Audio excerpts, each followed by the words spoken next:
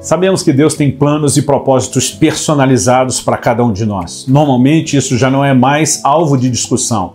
A pergunta e o questionamento que normalmente me fazem é como eu posso saber o que Deus tem para mim? Porque sem esse conhecimento não podemos nos colocar à disposição do cumprimento do propósito. E é exatamente sobre isso que nós queremos conversar hoje. Fique comigo e nos próximos minutos nós vamos desenvolver o assunto.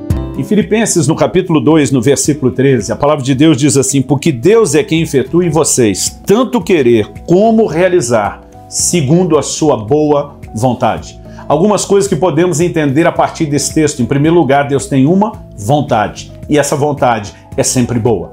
Agora, o questionamento que muitos têm feito é como eu posso saber a vontade de Deus? Em primeiro lugar, nós precisamos dividir a vontade de Deus em pelo menos dois aspectos que são fáceis de distinção. O primeiro deles é aquele que a gente pode chamar o plano geral de Deus. Aquilo que é a vontade de Deus para todo homem. Por exemplo, em 1 Timóteo, no capítulo 2, no versículo 4, a Bíblia diz que Deus deseja que todos os homens se salvem e cheguem ao pleno conhecimento da verdade. Isso é a vontade de Deus para todos. O plano não muda de um indivíduo para outro. O plano de Deus de salvação para todo mundo é exatamente o mesmo. E há muitas coisas na Bíblia que nós podemos categorizar nesse plano genérico ou geral de Deus. Quando Deus fala para a nação de Israel como um todo, ele diz: eu é que sei os pensamentos que tenho a respeito de vós, são planos de bem, não de mal, para vos dar um futuro e uma esperança. Ele está falando da vontade geral. Mas há também uma vontade específica. Davi declara no Salmo 139, 16, cada um dos meus dias foram escritos no teu livro, quando nenhum deles ainda existia. Ele não está falando de algo que se repete na vida de todo mundo, mas de algo singular, único, em relação ao plano e ao propósito de Deus para ele. Deus diz para Jeremias que havia consagrado ele como profeta ainda no ventre da sua mãe. O apóstolo Paulo também faz a mesma declaração aos Gálatas, que Deus o chamou e separou por sua graça desde o ventre da sua mãe. Nós precisamos entender que chegamos a esse mundo com um propósito a ser cumprido. Deus tem dons, ministérios, tarefas diferentes para cada um de nós. E nós precisamos entender que, à medida que compreendemos aquilo que Ele tem, nós podemos funcionar em harmonia com a sua vontade. Mas como eu disse antes, a maior pergunta e questionamento das pessoas não é se Deus tem um plano, um propósito ou uma vontade, é como descobri-lo. Porque ter a ciência, o conhecimento disso é importante. Jesus, diante de Pilatos, quando é questionado, se era rei, ele diz: eu para isso nasci e vim ao mundo. Quando você entende a sua missão, você vai poder executá-la. Mas volto no ponto, como descobrir isso? Paulo, nessa carta aos Filipenses, o texto que nós lemos está dizendo que Deus opera em nós o querer e o realizar segundo a sua boa vontade. O querer e o realizar são parte de algo que Deus deseja fazer nas nossas vidas. E antes de nos levar a realizar, Deus vai despertar primeiro em nós o querer. Isso significa que Deus desperta em nós desejos, anseios, algumas vontades, ou numa linguagem mais atual, a gente poderia dizer alguns sonhos, alguns anseios.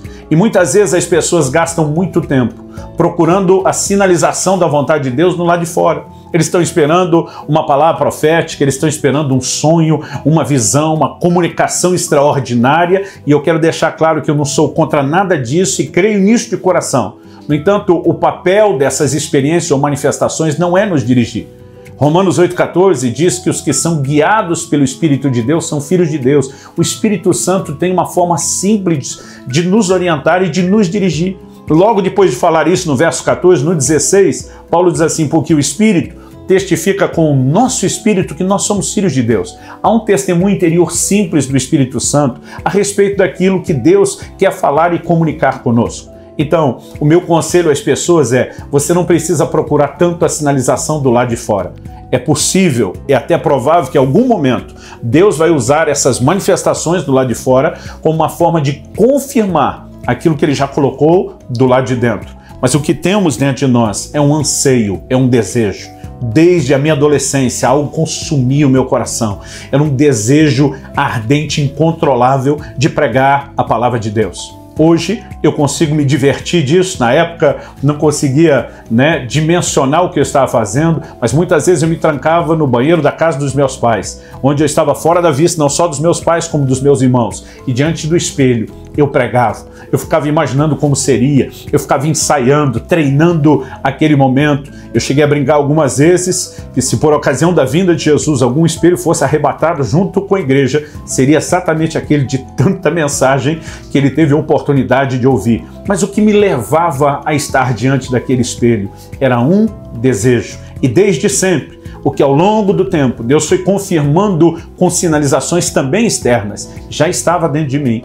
Deus opera em nós o querer e o realizar segundo a sua boa vontade. Antes de me levar a realizar a pregação, a proclamação do evangelho, o ensino bíblico, ele trabalhou o querer. E foi justamente o querer vindo primeiro que me permitiu me preparar para aquilo que Deus me levaria a fazer depois. As pessoas precisam prestar mais atenção a algumas sinalizações dentro de si.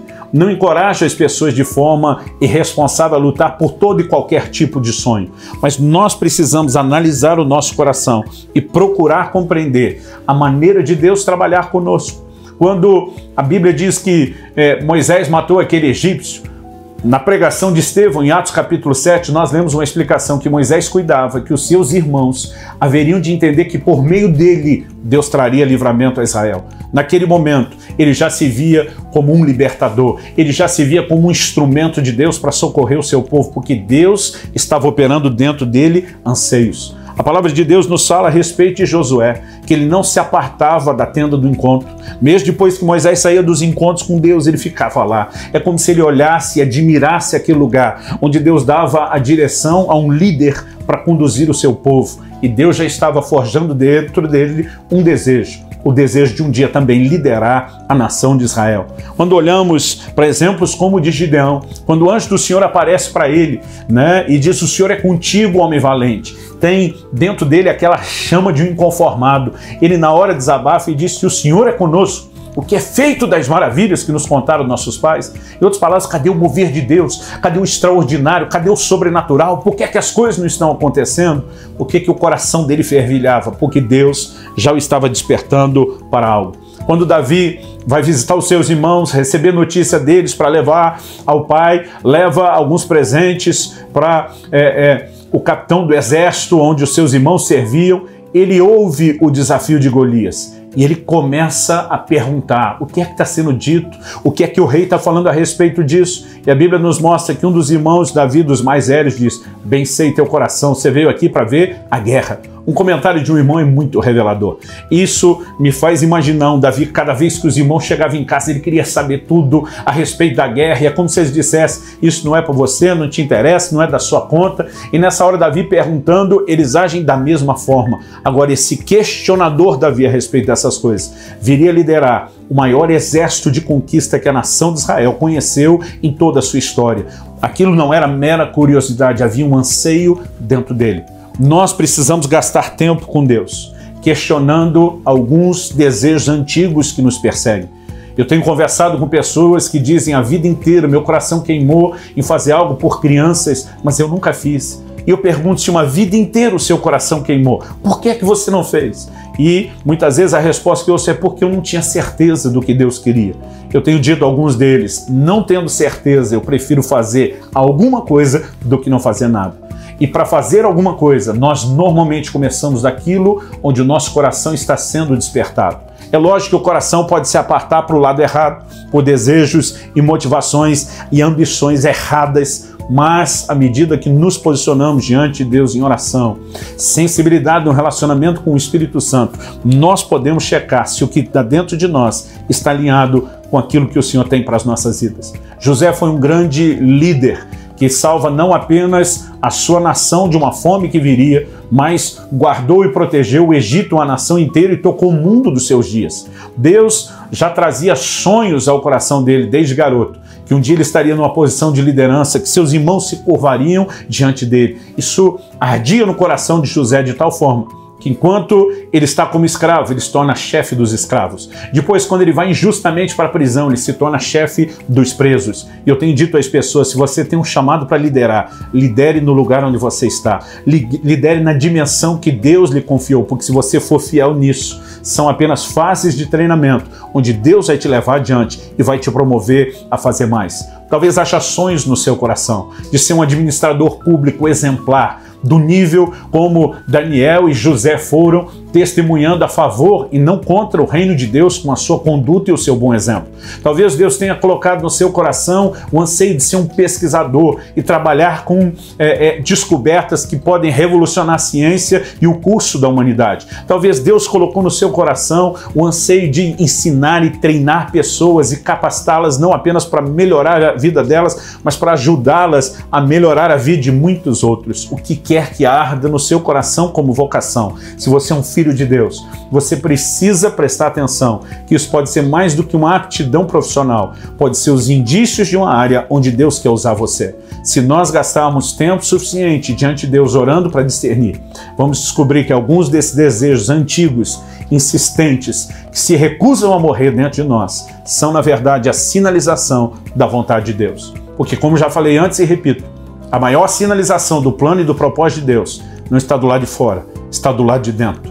Então vamos prestar atenção, vamos corresponder com Deus, nos entregando cada vez mais a um clamor para que a vontade dele se revele, mas também ficando atento a esse tipo de desejo que arde dentro de nós, porque o Deus que opera em nós o querer, também vai operar em nós o realizar. Se correspondemos na primeira etapa, desdobraremos para a segunda e poderemos cumprir o propósito de Deus. Que o Senhor te abençoe e que você viva para cumprir aquilo que Ele sonhou a teu respeito.